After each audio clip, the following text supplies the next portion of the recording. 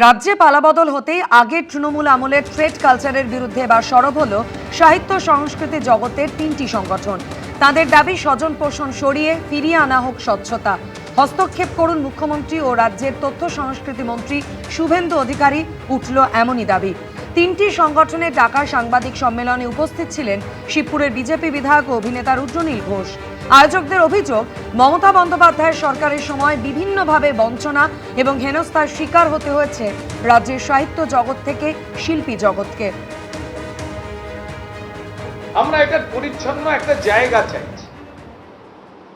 দেখুন, শুনে খারাপ বা ভালো লাগতে পারে, কাজ পাওয়ার ক্ষেত্রে যোগ্যতা একটা বালাই। আমি যদি এর আগের সরকার যেভাবে ভুয়োদেরকে বা শুধুমাত্র রাজনৈতিকভাবে তাদের যারা সমর্থন করতেন বা তাদের অন্যায়গুলোকে দেখে যারা চুপ করে থাকতেন তাদেরকেই শিল্পী তকমা দিয়েছিলেন, এইটা একটা নিদর্শন আমরা দেখে থাকলাম। কিন্তু তারপর এমন ঘটনা ঘটেছে, আমি দেখেছি, যেখানে